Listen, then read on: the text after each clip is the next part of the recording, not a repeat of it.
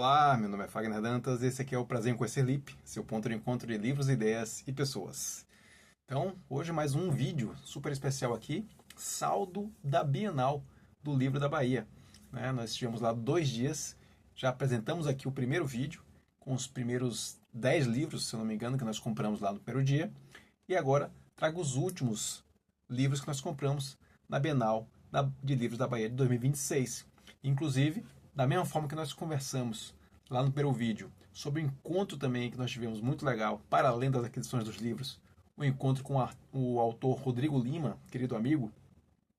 Dessa vez, no segundo dia, nós também tivemos um encontro muito especial com uma ex-colega de prefeitura, e queridíssima amiga também, Gealva Fonseca. Então vamos falar sobre isso também no dia de hoje, além, claro, das nossas aquisições na Bienal do Livro da Bahia de 2026. Então, se você gosta de livros, se você gosta de ler, se você gosta de leitura, se você gosta desse tipo de conteúdo, já se sinta à vontade aqui, convidado, convidada a se inscrever aqui no nosso canal. Tem sempre gente nova chegando, estou vendo aqui algumas caras novas aparecendo aqui nos nossos números, e eu queria dar boas-vindas a todos eles, a todas elas que chegaram aqui por esses dias, mais recentemente. Se sintam muito bem-vindos, se sintam muito bem-vindas aqui à nossa comunidade literófila, como nós gostamos de chamar, aqui no Prazer em Conhecer Lipe. Então, sintam-se à vontade para comentar, sintam-se em casa aqui nesse espaço de reflexão, de desfrute, de fruição literária. Então, como eu sempre digo, muito mais do que análise técnica dos livros, aqui nós temos uma comunidade de amantes dos livros, amantes da leitura, amantes de tudo aquilo que pode ser trazido como enriquecimento da nossa alma, do nosso conhecimento, da nossa identidade a partir dos livros. Então essa aqui é a proposta do canal. Então se você se sente de alguma maneira atraído, atraída por essa proposta, te convido a se inscrever aqui no canal, não paga nada, é só apertar no botãozinho aí e também, claro, deixar seu like, deixar seu comentário, que de certa forma vai continuar esse nosso papo aqui para depois do vídeo, tá certo? Então é isso, são os nossos recados. Espero que você se sinta convidado, convidada a se agregar aqui à nossa comunidade. Bom, como eu disse, esse vídeo tem 2 momentos aqui. No primeiro momento vou falar, apesar de que também foi uma aquisição na Bienal do Livro de 2026, mas a gente vai falar primeiro desse nosso encontro com a colega Gealva, e depois eu falo sim dos nossos vários livros que nós compramos, livros bem interessantes, mas que nós vamos também correlacionar com outros livros que nós temos aqui na casa, certo? Então essa é a ideia desse vídeo de hoje. Eu tenho, na verdade, alguns recados também, Já falei aqui dos nossos 2 momentos, mas temos alguns recados aqui de alguns projetos que estão aqui no canal e que, por conta de outras questões que vão aparecendo, outras situações vão surgindo, como o próprio caso da Bienal, como outras leituras que vão se intrometendo aí no meio do caminho, alguns projetos ficam um pouco deslocados, mas eu faço questão de retomar cada um deles aqui. Então eu queria, antes da gente começar o tema específico desse vídeo de hoje, que é a Bienal do Livro 2026, eu queria trazer alguns lembretes aqui, alguns comunicados de vídeos que vão chegar aqui no canal, porque são finalizações de projetos que nós já iniciamos. Então o primeiro deles é o Diário de Leitura de Por que os Sinos Dobram, do Ernest Hemingway. É um livro que a gente vem discutindo, aí já tem alguns vídeos aqui no canal, se não me engano 3 vídeos aqui no canal, onde a gente vai falando um pouco do que vai acontecendo em cada semana que a gente vai lendo, Então essa é a ideia de um diário de leitura. Então não é simplesmente chegar aqui e apresentar o vídeo como um todo, o livro como um todo, mas sim apresentar um pouco dessa evolução do nosso processo de fruição literária, ou seja, cada coisa que a gente vai descobrindo, reviravoltas que o livro vai trazendo. Então essa é a ideia do diário de leitura. Então eu comecei a fazer esse diário de leitura do Por que os Sinos Dobram, do Ernest Hemingway, uma obra de 1940, de um ganhador de prêmio Nobel, como é o caso do Hemingway, se não me engano, prêmio Nobel de 54. Então nós já tivemos nossas 3 primeiras partes, nossas 3 primeiras semanas, e vamos continuar com esse projeto. Então queria já deixar aqui o aviso de que a gente vai retomar o diário de leitura do Por que os Sinos Dobram. Vamos pelo menos começar, vou priorizar, elaborar a parte 4, a 4ª semana, e principalmente a parte 5, porque a 5ª semana nós chegamos à metade do livro. Nós chegamos à página 340, o livro tem 671 páginas. Então chegamos ali mais ou menos um pouquinho mais da metade. Então nós vamos fazer um vídeo especial com a 5ª parte, com a 5ª semana, Mas, como a gente chegou na metade do livro, a gente vai fazer uma pequena biografia, na verdade, metade da biografia do Ernest Hemingway, até do seu nascimento até o lançamento da obra em 1940. Tá? E depois, quando nós concluirmos a leitura, a gente aí, obviamente, finaliza a biografia do Hemingway. Então, vou dar prioridade a deixar a parte 4 e 5 e, obviamente, concluir o livro. Né? Então, a gente vai fazer outros vídeos, se não me engano, deve estar em torno de uns 9 a 10 vídeos, para que a gente possa fechar completamente a leitura. Tá? Então, vamos continuar com o diário de leitura de Por que os Sinos Dobram, do Ernest Hemingway. Esse é o primeiro aviso aqui. Segundo aviso, vamos fazer mais um de chegada. Né? A gente já falou, a gente vai falar hoje dos livros da Bienal. Então a gente já teve um de chegada, se não me engano, de fevereiro. A gente teve um de chegada de março, sendo de chegada. São aqueles nossos vídeos onde falamos os livros que compramos. Né? Os livros que compramos ao longo do mês. Então no final do mês a gente apresenta esses livros para vocês. É um grande cardápio aí, né? Tanto um cardápio para vocês terem outras indicações de livro, mas principalmente, se vocês já conhecerem esses livros, me falem o que é que eu posso esperar deles, né? Porque eu estou comprando esses livros, estou adquirindo esses livros agora. Então me falem, se vocês já tiverem tido conhecimento, já tiverem tido contato com essas obras, que eu apresento ali no de chegada, coloquem seus comentários aí, né? Deixem seus pitacos aí nos comentários para que eu possa também aproveitar essas dicas no meu processo de leitura. Então a gente fez isso de chegada, se não me engano, de fevereiro e de março. E precisamos fazer um de chegada de abril. Apesar de que a gente está fazendo os vídeos dos saldos da Bienal, né, onde a gente comprou bastante livro, mas eu comprei livros fora da Bienal também. Então por isso eu vou fazer um de chegada, excluindo os livros da Bienal, com livros que eu adquiri nesse mês de abril. Tá? Então vai ter mais um de chegada aqui para o mês de abril. Terceiro, vou fazer um vídeo de leituras, né, assim, um apanhado das leituras que eu fiz aí nesse primeiro semestre. Então, pegando as leituras de janeiro, fevereiro e março. Sendo que foram 10 livros lidos nesse período, esses 3 primeiros meses. Nossa média, né, a gente tenta manter uma média de 3 livros por mês. Então, a gente está aí um pouquinho acima, né, com 10 livros, seriam 9, a gente está com 10. Eu sempre digo que metas não é para a gente ficar fazendo gincana de livro, né, ficar vendo quem lê mais livros, não é nada disso. Mas eu acho interessante ter as metas de livro. Eu acho que para mim funciona como um estímulo. É claro que se eu não consigo bater essas metas, não é problema, contanto que eu tenha tido uma boa experiência de leitura. Né? Uma experiência de leitura detalhada, detida, comprometida. Isso é o mais importante. Mas, como eu disse, para mim funciona bem essa coisa de ter as metas de leitura. Então, tenho essa meta de leitura de 3 livros por mês. E nós estamos chegando aí no final desse primeiro trimestre, janeiro, fevereiro e março, com 10 livros. Então eu vou fazer também um vídeo de, vamos dizer assim, seria um vídeo de primeiras impressões, seria um vídeo mais genérico, né? A gente não vai se deter em cada uma dessas leituras, mas fazer alguns pequenos comentários, o que é que aquelas leituras representaram para a gente dentro do nosso cômputo de leituras do ano, né? Se de repente surgiu ali algum favoritaço para ser um top 10, quem sabe. Então essa é a ideia desse outro vídeo que eu vou fazer também, que é um vídeo de leituras do primeiro semestre. Sendo que dessas 10 leituras, na verdade os 2 primeiros livros que eu li, A Vida Peculiar de um Carteiro Solitário e Acabadora, já tem Vale a Resenha aqui no canal. Então já tem vídeos específicos sobre esses livros. Então, obviamente, no vídeo de leituras do primeiro trimestre, eu não vou me deter muito especificamente sobre esses 2 livros, porque esses 2 livros já têm vídeos exclusivos aqui, vídeos bem detalhados sobre as suas histórias. Mas faremos então um vídeo de leituras do primeiro semestre. Um outro projeto super importante que eu não posso deixar de concluir é o nosso projeto do Lobo da Steppe, do Hermann Hesse. Né? Nós tivemos uma discussão do Lobo da Steppe no nosso grupo de discussão literária, que é o Tertúlias Sabáticas.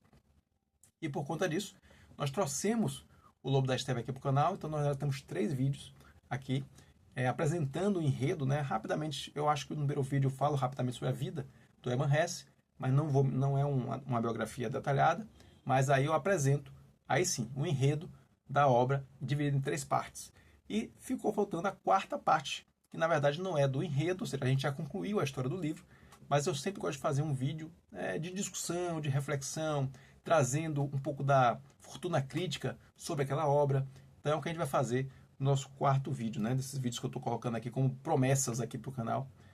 Um 4º vídeo seria a gente finalizar, né, finalizar esse conjunto de livros, conjunto de vídeos sobre o livro O Lobo da Estepe, de 1927, do Hermann Hesse. Então fica aí também essa promessa, essa dívida aí de finalizar o projeto Lobo da Estepe. E finalmente,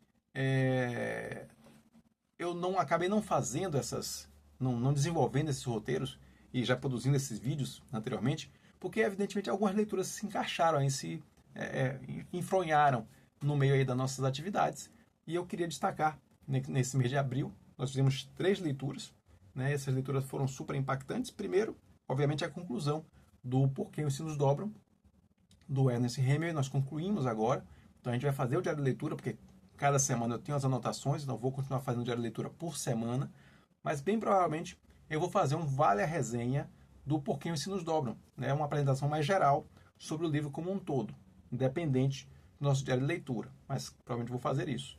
E outros 2 livros que também entraram nas leituras aí de abril. Um foi Um Inimigo do Povo, de Eric Ibsen, uma peça de teatro, se não me engano, de 1882, super clássica, e muito interessante, sobre valores, sobre ética, sobre manipulação. Então, bem interessante essa peça, vou querer trazer um pouco mais.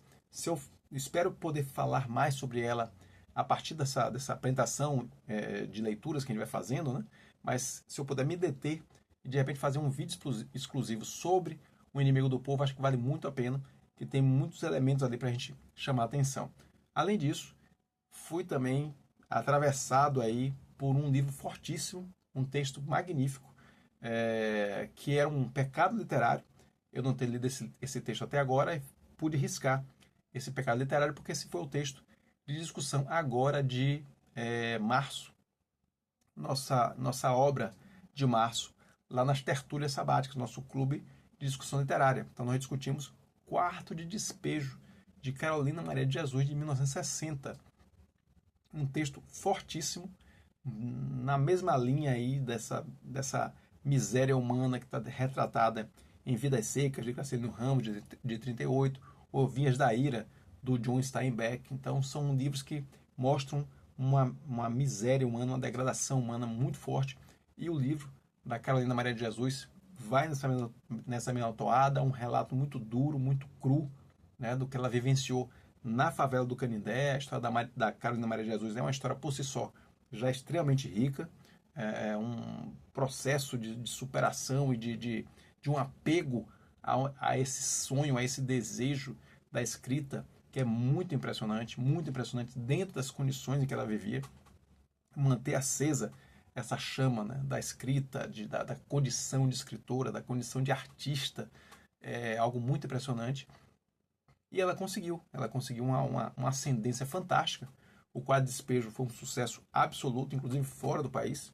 Ela viajou para outros países para divulgar esse livro, mas depois disso teve um esquecimento aí, graças a Deus, né? Graças a todo mundo que está envolvido aí, que se envolveu na recuperação da obra da Carolina Maria de Jesus. A gente tem tido acesso a essa obra de maneira mais efusiva aí nos últimos anos, e um livro tão comentado, tão falado, finalmente eu pude ler também. Então é outro livro que certamente não dá para fazer uma passagem. Acho que é um livro que a gente precisa fazer um vídeo muito especial sobre ele, destacando também a vida da Carolina Maria de Jesus. Então, por conta dessas intercorrências, é que a gente não pôde avançar tanto quanto a gente gostaria nos outros roteiros. Por isso que, de repente, alguns vídeos ficaram um pouco atrasados. Estamos aqui com o nosso chazinho de maçã e canela.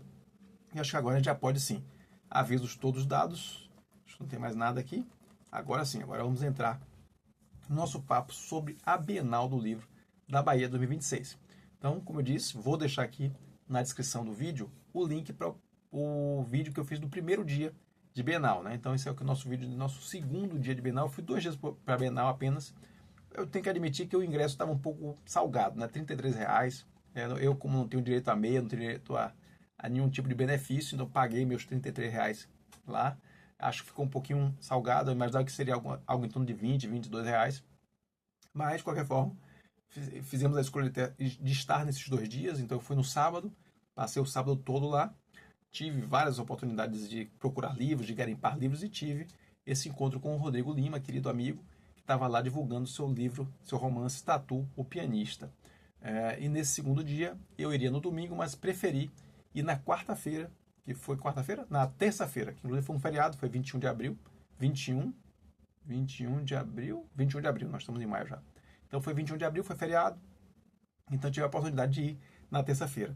E eu vou explicar até por que eu fui na terça, porque terça é o dia que algumas bancas, né, alguns estandes de livros, eles acabam vendendo livros mais baratos, e isso funcionou para mim. Não tanto quanto eu gostaria, mas eu vou explicar isso lá na frente, tá certo? Mas antes de entrar nas aquisições, então, eu vou falar desse nosso encontro com a Gealva Fonseca, né? Gealva Fonseca é uma querida amiga, uma colega de prefeitura de Salvador, né? Trabalhou muito tempo conosco na prefeitura.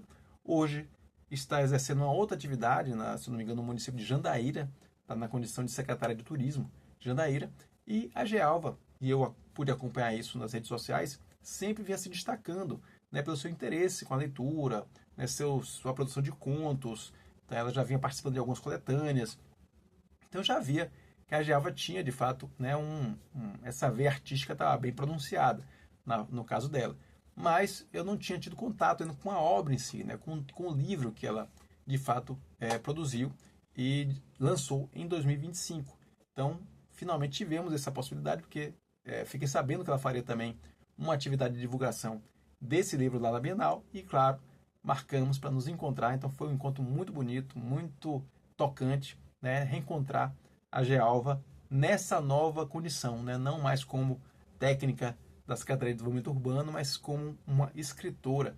E foi lá então que eu conheci, de fato, adquiri nosso primeiro livro, né, o primeiro livro que eu vou mostrar como aquisição na Bienal de 2026, foi exatamente o Sob as Estrelas, da Gealva Fonseca, dessa minha querida amiga, que pôde inclusive autografar aqui o livro, né? Então foi um prazer estar com ela. E esse é um livro de contos, né? Tanto que ele tem como subtítulo aqui Contos, Encantos e Reencontros. Então ficou, né, muito um livro diferente, um livro que tem até um formato diferente, mas foi um momento muito interessante, muito especial da Bienal. É um livro, como eu disse, de contos, né? Se eu não me engano, são 5 ou 6 contos aqui. Vou dar uma olhada. Aqui são 1, 2, 3, 4, 5, 6, 7. 7 contos. E além dos contos aqui, do texto, existe também um detalhe muito interessante dessa obra, que são as ilustrações, né? Nós temos ilustrações belíssimas aqui, de uma singeleza, né? Um traço muito leve, muito sutil. E, por incrível que pareça, isso para mim foi uma surpresa, que ela me contou lá na hora, as ilustrações também são da Gealva. Então ela é a dona das palavras e do traço, que ilustra aqui essa belíssima obra, um trabalho, inclusive um trabalho de edição muito bonito, uma capa muito bonita. Essa escolha desse formato também super diferente, né, que se adequa mais, inclusive, a essa ideia aqui, né, dos desenhos, das ilustrações. Então esse formato retangular se adequa mais a essa proposta, né, esse formato mais horizontal, melhor dizendo. Então achei muito interessante esse livro. Estou muito ansioso para ler, né? Afinal de contas é um livro de contos, então algo que é uma leitura, eu imagino, bem mais leve, né, do que um romance, uma coisa um pouco mais densa, um pouco mais longa. Mas eu tenho certeza que com aquela sensibilidade da Gealva, né, que é característica dela, e independente da autora, a pessoa, a gente percebe isso, né, na pessoa, né, na convivência com a pessoa. Então tenho certeza que aqui nessas histórias, de alguma maneira, talvez um pouco mais simples, né, um pouco mais singelas, mas certamente existem muitas lições aqui, muitas, como eu diria, mensagens, muitas mensagens simbólicas aqui, que sim, podem fazer diferença na vida de cada leitor, de cada leitura que tenha contato aqui, que tenha o privilégio de ter contato aqui com Sob as Estrelas, essa minha querida amiga Gealva Fonseca. Então, nossa primeira aquisição aqui foi justamente esse livro de contos da Gealva. E falando de livro de contos, como eu sempre gosto de fazer as conexões aqui com o nosso acervo, eu trouxe alguns dos meus livros de contos favoritos. Então, por exemplo, Anton Chekhov, né, autor de contos magníficos. Eu tenho essa coletânea, tenho essa e tenho mais duas aqui. Inclusive, uma delas vai estar no nosso vídeo que eu comentei aqui de aquisições, né, de chegada de abril. Eu comprei mais uma coletânea do Chekhov, já tenho essa aqui, tem uma outra e comprei a terceira. Então, Chekhov é um dos meus autores favoritos, e principalmente nos seus contos, né? Ele é muito conhecido aí, além dos contos, pelas peças teatrais, mas particularmente os contos são preciosíssimos. Outro que é muito chegado em contos é nada mais nada menos que o Bruxo do Cosme Velho, aqui nosso querido Machado de Assis. Tenho aqui essa coletânea de contos do Machado, A Cartomante, tem aqui também um outro que eu gosto, O Espelho, excepcional esse conto aqui. O Rodrigo Lima já bateu um papo com a gente, aí já discutiu um pouquinho sobre esse conto aqui, O Espelho, dando uma análise sobre esse conto. Então, Machado também é outro grande contista, então vale muito a pena conhecer os contos de Machado. Eu tenho essa edição muito surrada aqui, muito depreciada, mas que os textos estão íntegros, então não tenho dúvida que eu comprei também o Laços de Família, da Clarice Lispector, outra coletânea de contos aqui super clássicos. O Jantar, desses aqui que estão aqui, é o meu favorito. Então, mais uma, além de grande romancista, que é também uma grande contista, a Clarice Lispector. E, claro, não pode deixar de citar o meu querido amigo Rodrigo Lima, também, que antes de lançar o Tatu, o Pianista, já tinha aqui sua coletânea de contos também, o Travessias Urbanas. Então, mais um grande contista baiano aqui que nós temos que valorizar. Então, essa foi a nossa primeira compra, e para muito mais da compra, a nossa grande emoção do segundo dia, que foi o encontro com a nossa querida Gealva Fonseca. Agora vamos às outras aquisições feitas lá na Bienal.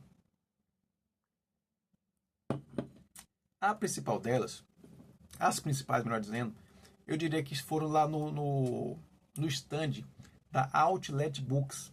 A Outlet Books é uma participante da Bienal de bastante tempo. Então sempre, na verdade, eu tenho dois lugares preferidos da Bienal. São os dois que eu sempre vou sabendo que vou garimpar e vou encontrar alguma coisa interessante. Um é a Outlet Books e o outro é a Livraria São Marcos. Então esses dois, inclusive, foram onde eu comprei a maioria dos meus livros aqui, tirando um ou outro, mas eu comprei basicamente na Livraria São Marcos e na Outlet Books. E todas as duas, a São Marcos, preços variados, e na Outlet Books eu tinha aquelas bancadas de R$10 e outras bancadas que eram aqueles de 1 por 20, 3 por 50. Nos de R$10 eu comprei logo de cara ali, o que eu encontrei interessante, inclusive estão lá no vídeo do primeiro dia. Mas nessa bancada, nessas outras bancadas, que eram livros de R$20 cada livro, e se você comprasse 3, saía por 50, ou seria algo em torno de R$16,66 por livro, eu encontrei muita coisa boa, muita coisa muito boa. Encontrei A Vida do Espírito, de Hannah Arendt, um calhamaço dessa grande filósofa Hannah Arendt.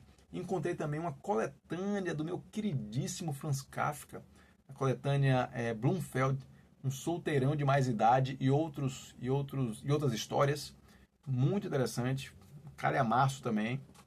Encontrei um livro que eu acho que seria a leitura muito instigante também, chamado Domínio, sobre o cristianismo e como o cristianismo influenciou a mentalidade ocidental, do Tom Holland. Fiquei muito interessado nesse livro, também um tijolo.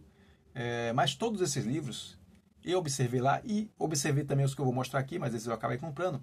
Mas todos esses, por conta desse valor um pouco acima, né, eu estabeleço sempre a minha meta de trabalhar com livros até R$10 quando eu vou comprar na Bienal. Então, como eles estavam um pouco acima, e eu sabia que no último dia, normalmente você tem aquela redução geral, né? Tipo, os livros que estavam a R$20 ficam todos a R$10, esse tipo de coisa.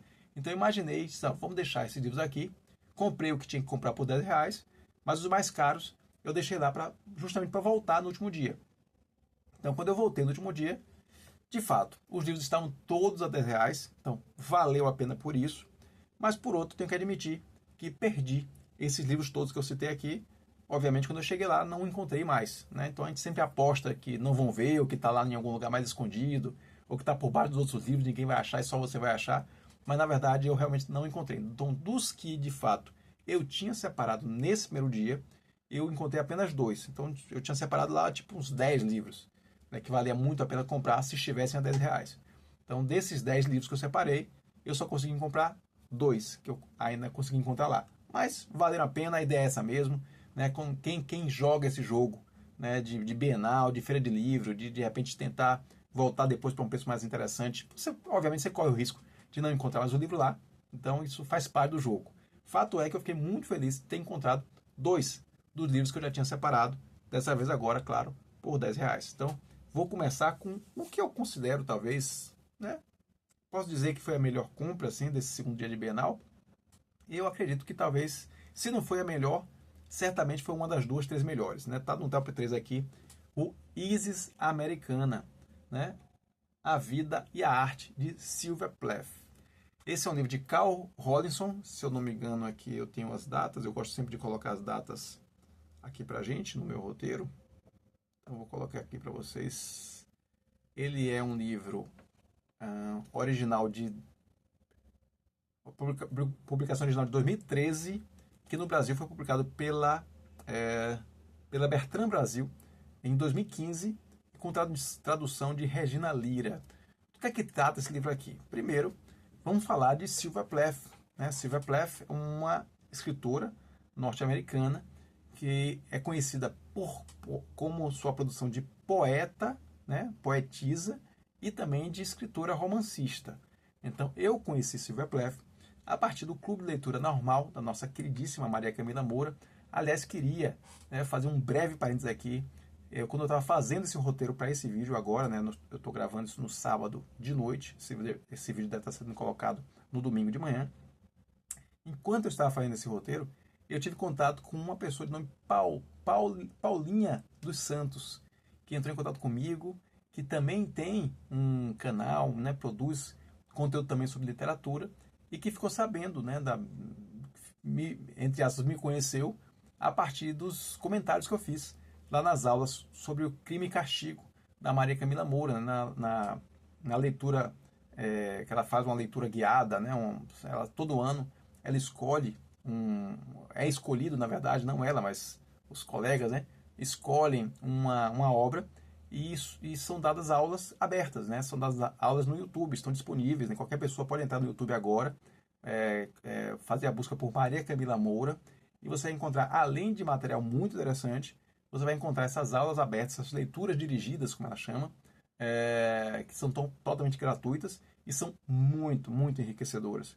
Mudaram a minha forma de ver a literatura. Né? Eu sempre digo que eu tinha uma relação muito rigorosa com a literatura, com a leitura de obras de não ficção, mas a literatura era vista por mim como uma coisa mais de entretenimento, eu tinha uma visão um pouco mais superficial sobre literatura. E essa minha visão mudou justamente quando eu conheci a Maria Camila Moura e a maneira como ela abordava as obras literárias, mostrando todas as dimensões, todas as camadas que existem nessas obras. Então, por conta desse contato com a Maria Camila Moura, eu realmente mudei a minha forma de lidar com a literatura. Então, eu agradeço muito a Maria Camila, ao Anatoly, a toda a turma lá do Clube de Leitura Anormal, que eu pude participar durante alguns anos.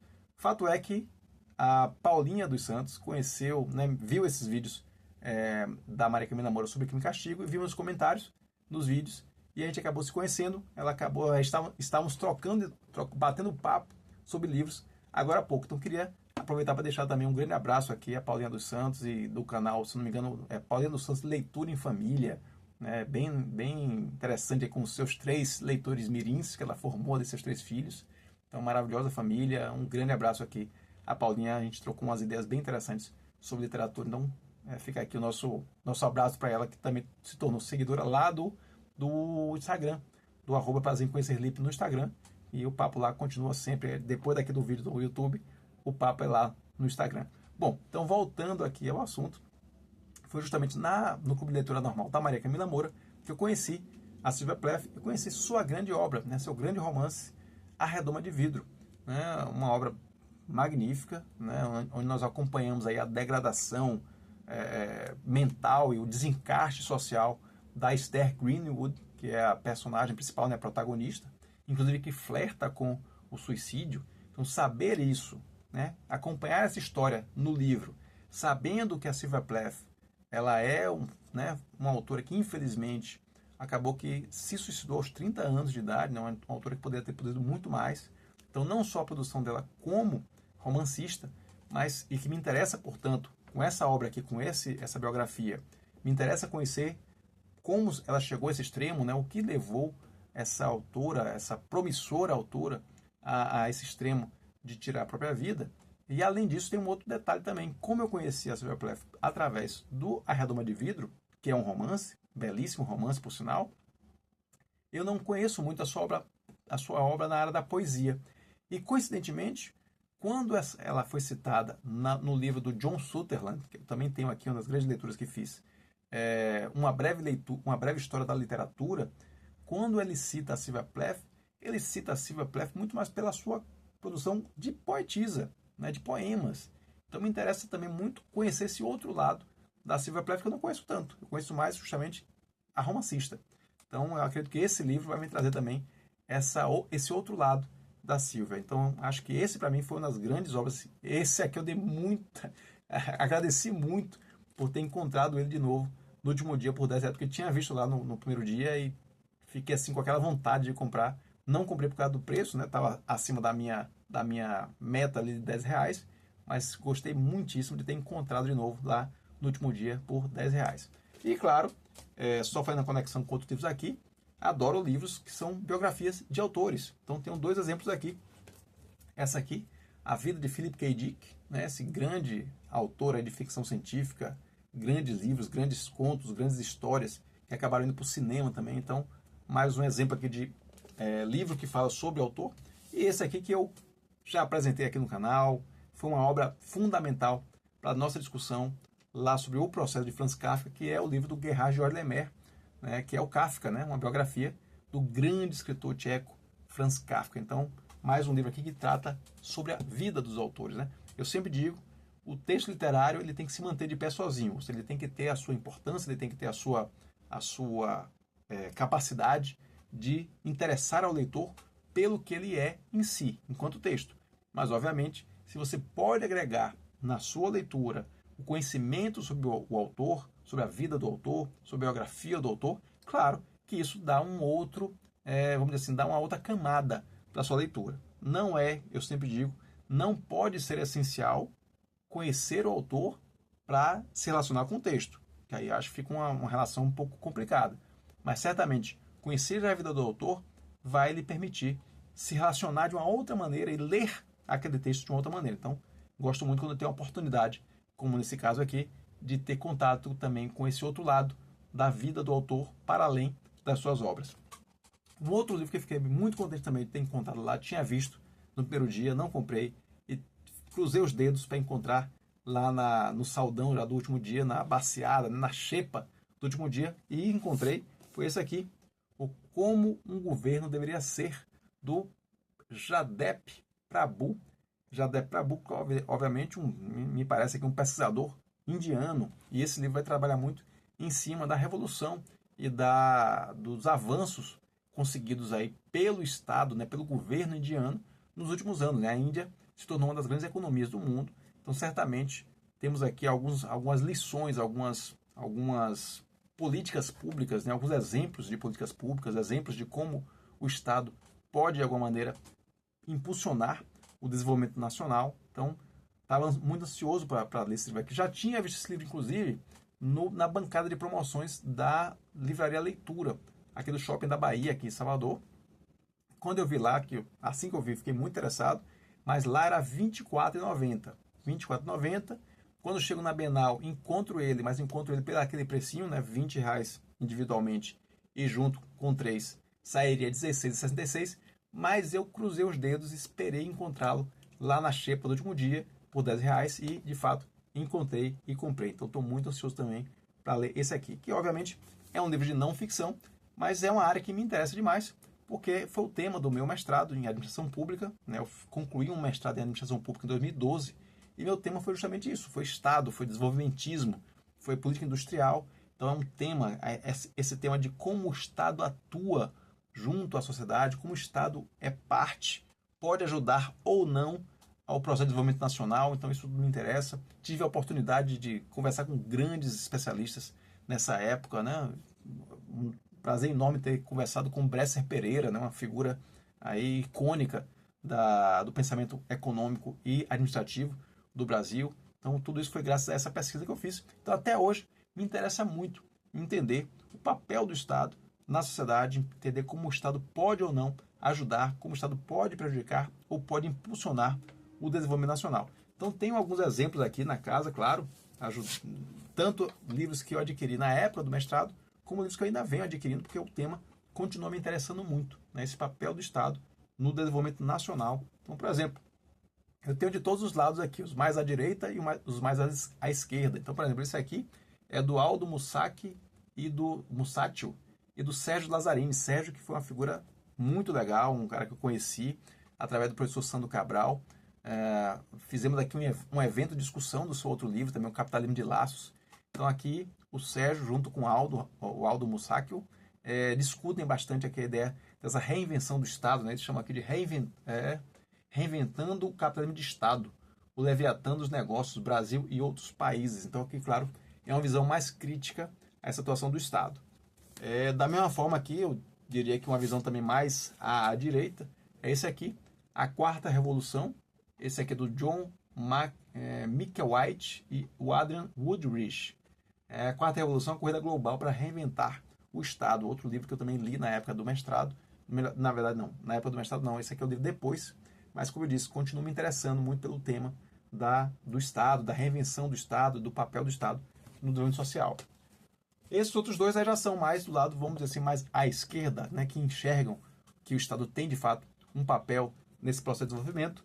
Esse aqui, O Estado Empreendedor, da Mariana Mazzucato. Esse aqui super conhecido. A Mariana Mazzucato é um dos grandes nomes aí desses pesquisadores, uma italiana, se não me engano, que vem aí defendendo esse papel do Estado mais proeminente. Inclusive teve um papel importante aqui no BNDES do governo Lula, né, desse governo Lula 3.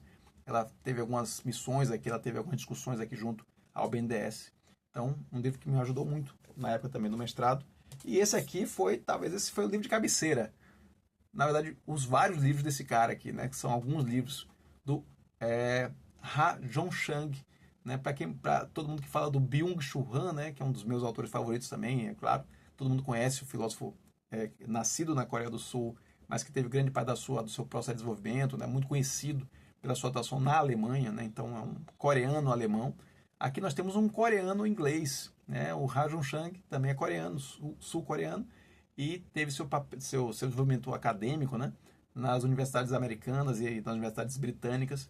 Então esse aqui ajudou demais, li muito esse livro aqui, o Globalization, Economic Development and the Whole of the State.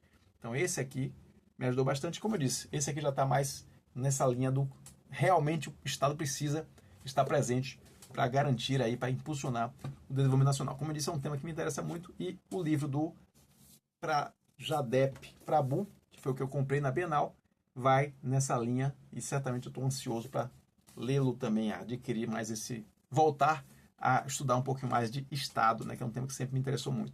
E finalmente, mais um calhamaço que nós compramos ali na Outlet Books, dessa vez por R$10. Então, para mim, eu não tinha visto esse livro aqui na primeira vez que eu passei lá. Então, para mim, foi uma grande surpresa e felicíssima surpresa, porque é um livro que eu queria comprar já há muito tempo, mas, claro, na livraria ele custa muito caro. Então, foi uma excepcional surpresa ter encontrado por R$10 esse aqui, o Nenhuma Paixão Desperdiçada, do George Steiner. Essa é uma coletânea de ensaios, é um livro parrudaço aqui, uma coletânea de ensaios brilhantes desse grande crítico literário, né? O George Steiner nasceu na França, né? Mas também se notabilizou pela sua atuação em universidades britânicas. Então é um grande pensador, um cara muito arguto, né? Muito sagaz nas suas colaborações. Eu já venho acompanhando a produção do Steiner há algum tempo, já tenho lido outros livros, outros textos dele, né? Nunca li um livro completo dele, mas eu já tive contato com alguns ensaios do Steiner, e é uma linguagem, né? uma proposta, uma visão bem interessante. Então fiquei muito contente de ter encontrado esse aqui por R$10. Steiner, que é muito conhecido pela sua discussão, pela sua análise em cima de obras clássicas. Eu trouxe aqui alguns exemplos. Ele é um grande amante aqui, né? Um grande admirador de Homero, né? Homero do seu Ilíada. Além disso, ele é um cara que estuda também outro grande filósofo, né? Homero, um grande escritor, né? Talvez o pai da literatura latina, né? Obviamente grego, mas eu estou me referindo aqui à progressão da construção dessa raiz latino-grega, né? Greco-latina, vamos dizer assim. E o Homero, obviamente, está na base dessa construção dessa literatura greco-latina. Mas aqui nós temos também um grande filósofo, que o Steiner é um grande admirador e pesquisador, que é o Kierkegaard. Né? Aqui o Conceito de Angústia, talvez o seu mais conhecido livro. Mas ele também é um grande pesquisador na área de literatura, obviamente como o caso aqui do Homero, mas de dois grandes mestres, no caso que eu admiro bastante, Shakespeare, né? E aqui eu trago, entre tantos de Shakespeare que eu tenho aqui, né? Tento sempre comprar tudo que eu encontro do Shakespeare, até porque são obras clássicas, então você consegue comprar baratinho. Eu tenho aqui para mim o que eu chamo de trilogia dos reis, né? Trilogia dos reis, as tragédias, os reis trágicos, melhor dizendo. Hamlet, Macbeth e Lear. Então, o Steiner também é especialista em Shakespeare, mas me interessou demais saber que ele tem em Kafka também um interesse bem proeminente. E nesse livro aqui, eu já comecei a ler, inclusive, tem um ensaio dedicado a essa obra aqui magnífica, O Processo de Franz Kafka, de 1925. Então, quem já acompanha aqui o canal sabe que nós temos um apreço pelo Franz Kafka, e temos aqui na lupa do LIP, como a gente chama, né, uma série de vídeos detalhando, esmiuçando esse texto aqui, O Processo. Então já vi que aqui no livro do Steiner tem um ensaio sobre o processo, e esse eu estou já na ponta aqui para poder começar a ler. Vamos agora para os últimos livros, né? Tem mais 3 livros aqui. Então esses aqui foram aqueles calhamaços que eu consegui comprar lá na Outlet Books por um preço camarada. E encontrei mais 2 que me interessaram e eu também adquiri por R$10. Primeiro esse aqui, A Vítima Tem Sempre Razão, Lutas Identitárias e o Novo Espaço Público Brasileiro.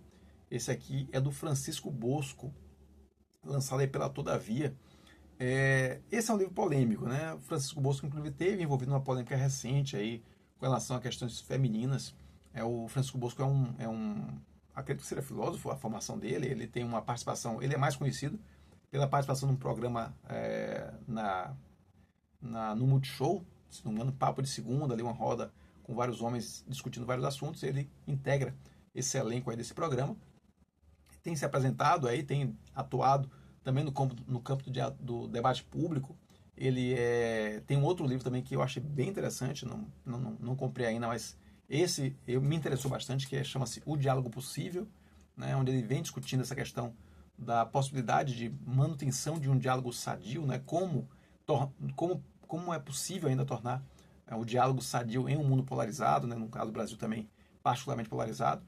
Então ele é um cara que me parece interessante, mas é um cara polêmico, né, é um cara que se envolveu aí nessa polêmica recente com relação a um questionamento, talvez, dessa proeminência de lutas identitárias e políticas públicas voltadas para o campo das minorias, né, essas minorias, essas grandes populações que são colocadas, né, nessa condição de minoria, mas na verdade muitas delas são quase praticamente a maioria da população. A gente pode falar aqui das políticas femininas, por exemplo, toda a população brasileira, ela, se não for metade, ela está praticamente, talvez seja até maior o número de mulheres aqui na população nacional. Então, políticas que beneficiam as mulheres não estão beneficiando exatamente uma minoria, né?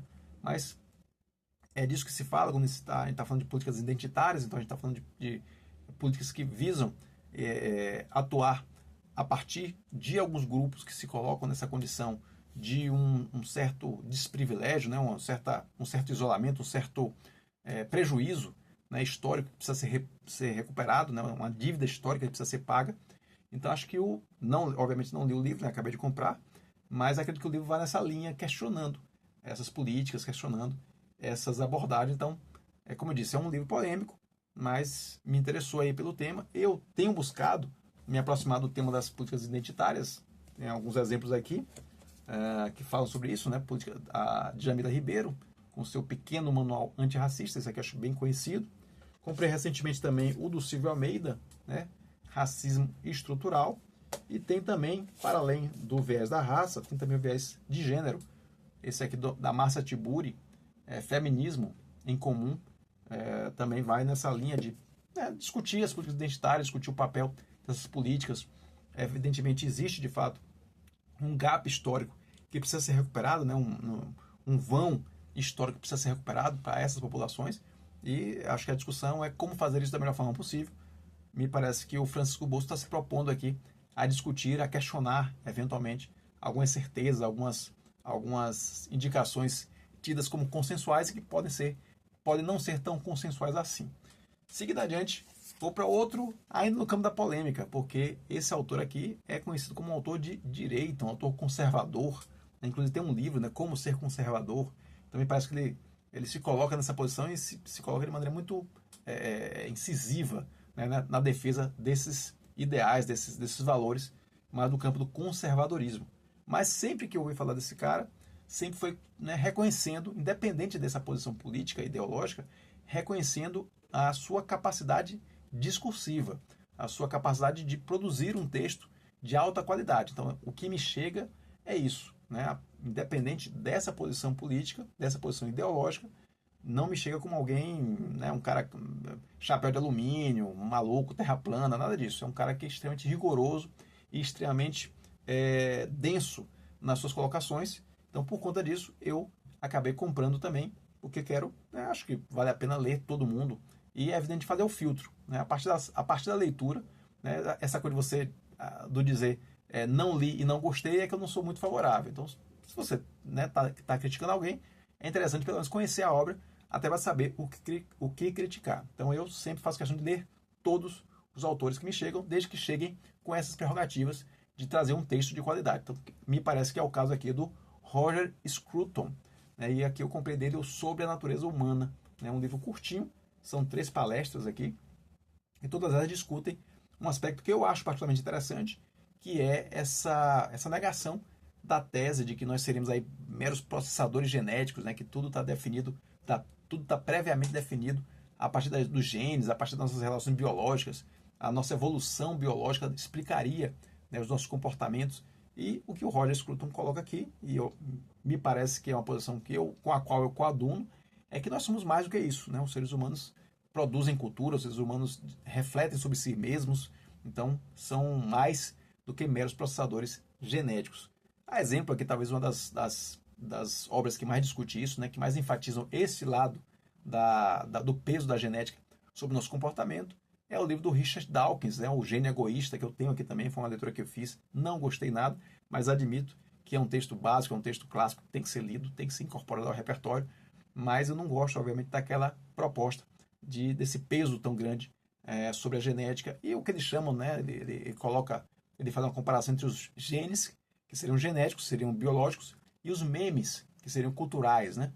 Mas é uma aproximação que para mim não funciona tão bem. Pelo menos no livro que eu li, no O Gênio Egoísta, eu não consegui captar tanto essa mensagem que é clássica do Richard Dawkins e é muito discutida aqui. O Roger Scruton discute a tese do gênio egoísta do Richard Dawkins, entre outras teses que são apresentadas aqui, que colocam essa ideia, né, da biologia determinando o comportamento. Então ele é contrário a essa tese e no qual nós concordamos. Então, para além dessa concordância, eu também comprei o livro, além dessa coisa da qualidade do texto do Scruton, e também de concordar com essa tese dele sobre a natureza humana, me interessa também o próprio tema da natureza humana. Então, por exemplo, aqui trouxe outros que aqui eu tenho no acervo. Esse aqui do Jürgen Habermas, né, que nos deixou há pouco tempo, na minha opinião, o maior filósofo do século XX. Né? Temos grandes nomes, não tenho dúvida disso, mas o Habermas realmente tem uma produção, tem um legado intelectual que, na minha concepção, é incomparável. Né? Então, aqui eu tenho das obras do Habermas que eu tenho aqui, é justamente o futuro da natureza humana. Outro aqui que dá exemplo de como eu me interesso por esse tema é esse aqui do Kenneth Bloch, Natureza Humana e História também, né? Discute justamente essa ideia da sociobiologia, até que ponto é social, até que ponto é cultural, até que ponto é biológico. Então, todos esses temas me interessam profundamente. Outro que eu gosto muito, esse é um livro que particularmente me interessa demais, essa proposta que é feita aqui e a maneira como ele aborda aqui esse tema, que é o livro As Origens da Virtude, do Matt Ridley. Né? Inclusive, encontrei um outro livro dele também, foi outro que eu perdi nessas minhas de deixar para depois. Acabei perdendo um livro muito interessante do Matt Ridley lá na Bienal. Mas tem esse aqui, As Origens da Virtude, que muito interessante. Mostra também exatamente essa comparação, né? O que é, será que é virtude, que é algo que é tão associado ao humano, será que ele não responde a elementos que são meramente biológicos? Então, é um pouco dessa discussão que o Scruton propõe. Outros dois também que me lembram muito essa discussão e que eu adorei ter lido é O Erro de Descartes, de Antônio Damasio, esse que é um neurocientista, né, português, que justamente discute isso, né, essa relação de emoção, razão. Então, quando ele fala de erro de Descartes, é exatamente nesse sentido, né? Descartes ele coloca essa situação de penso logo existo, então o pensamento, a razão muito à frente. Então, o Damasio vem aqui para questionar e questiona muito bem essa tese. E outro que eu também adorei, foi uma das minhas, está no meu top 10 leituras de 2025, então quem quiser também acompanhar os panoramas literários, nós temos vários panoramas literários, tudo que nós lemos em 2022, 2023, 2024 e 2025. E eu tenho também o nosso top 10 para cada um desses anos. Então esse aqui está no meu top 10 de 2025. Eu Não Sou Meu Cérebro, do Marcus Gabriel, também discutindo aí a ideia de natureza humana e a relação entre cultura e biologia, cultura e genética, vamos dizer assim, né? E finalmente, o último livro para a gente encerrar nosso vídeo, encerrar nossas compras, nosso saldo aí da Bienal 2026, é um livro super hypado, super falado. Se falou muito desse livro aqui, esse livro foi muito comentado, muito indicado. A própria Maria Camila Moura, que eu comentei há pouco sobre quando eu falava da Sylvia Plath, ela é uma autora que gosta, ela é uma autora, né? É uma autora também, a Maria Camila tem um livro também, né? Como é? Da Lama ao Lótus, algo assim, é um livro bem, me parece, assim, pelo título, bem interessante, e vindo da Maria Camila Moura, eu tenho certeza que deve ser um livro de excelente qualidade. Então, ela também é uma autora, mas a Maria Camila Moura já se referiu também a esse livro, me parece que ela gosta bastante desse livro, e eu finalmente comprei Utopia para Realistas, do Rutger Bregman, que esse que é um historiador holandês. Esse livro fez muito barulho na época que foi lançado, se não me engano foi lançado em 2018, então foi um livro que fez um estardalhaço aí nessa ideia da utopia para realistas. Me parece que é um contrassenso, né? Utopia e realismo, né? Me parece que são duas coisas que não conseguem caminhar muito juntas, mas o Bregman, ele tenta fazer isso aqui, e principalmente, né, o ponto fundamental desse livro é a gente não olhar o mundo como um copo meio vazio, né? Tentar olhar o copo meio cheio. Então ele fala muito aqui de como a nossa vida nos últimos 200 anos melhorou bastante. Então a gente fala muito de como o mundo está indo para o caos, como o mundo está indo num apocalipse, como o mundo está se degradando assim a passos largos. De fato, nós temos imensos problemas pela frente, e problemas de escala global, inclusive, né? A gente está falando aqui das questões climáticas, por exemplo. Mas o que ele mostra aqui é que, na verdade, existe um outro lado da história, né? Um lado da história do mundo que evoluiu, um mundo que evolui muito do ponto de vista da saúde, evolui muito do ponto de vista da educação. Então ele está mostrando aqui o outro lado da moeda. Então não deixa de ser um livro bastante otimista também, né? E ele continuou nessa linha com outro livro que eu também tenho dele aqui, do próprio Rutger Bregman, que é esse aqui, Humanidade, esse já é o livro de 2020. Também nessa mesma linha, né? É possível construir um mundo melhor, esse mundo melhor está ao nosso alcance, basta que haja de fato uma mobilização nesse sentido. E ele traz aqui vários exemplos de que ao longo da história, como de fato nós conseguimos, né, seguir esse caminho adequado, esse caminho da melhoria, esse caminho da qualificação da vida humana. Então, a semente que ele colocou aqui, né, nas nossas cabeças, ele veio aqui e reafirmou com o seu livro de 2020, Humanidade. E não só reafirmou, como ele abriu uma linha desse pensamento.